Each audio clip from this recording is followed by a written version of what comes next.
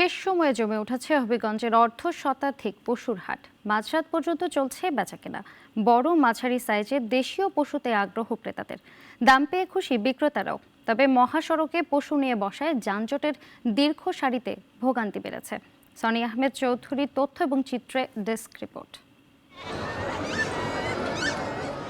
সিলেট বিভাগের অন্যতম বড় পশুর হাট বসে হবিগঞ্জ জেলার নবীগঞ্জ উপজেলার জনতার বাজারে। প্রতি শনিবার এই পশুর হাট বসে। তবে কোরবানির ঈদ ঘিরে জনসমাগম বেড়েছে কয়েক গুণ। ক্রেতারা জানিয়েছেন গরুর দাম নাগালেই আছে। দেশীয় গরুর চাহিদা বেশি বলে জানিয়েছেন বিক্রেতারা। দেশি গরুর চাহিদা বেশি ভাই। আমি 6টা গরু আনছি, 2টা গরু বেচছি ভাই। আমরা 30টা আনছিলাম ভাই, 6টা বেচছি। বাকি যে কাস্টমার আছে গরু বিকবো।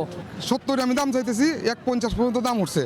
তবে মহাসড়কের উভয় পাশে পশুর হাট বসায় ঢাকা সিলেট মহাসড়কে সৃষ্টি হচ্ছে যানজটের।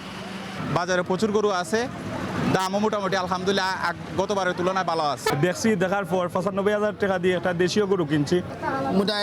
গরুর দাম মোটামুটি মানুষের সহনীয় পর্যায়ে আছে। উপজেলা নির্বাহী কর্মকর্তা জানিয়েছেন যানজট নিরসনে নেওয়া হয়েছে ব্যবস্থা। আমাদের প্রস্তুতি আছে, আমাদের এক্সিকিউটিভ ম্যাজিস্ট্রেট থাকবে, মোবাইল টিম থাকবে, আনসার থাকবে, ভলান্টিয়ার থাকবে, তারা যাতে যানজট না লাগে এবং যারা ঈদগামী বাড়িগামী যাত্রীরা আছে তারা যাতে নির্বিঘ্নে যেতে পারে এবং হাট বাজার যাতে একসাথে দুইটা যাতে সমন্বয় করে চলা যায় আর কি।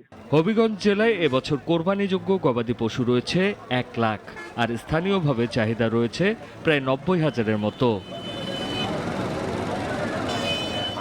ডেস্ক রিপোর্ট, নাগরিক।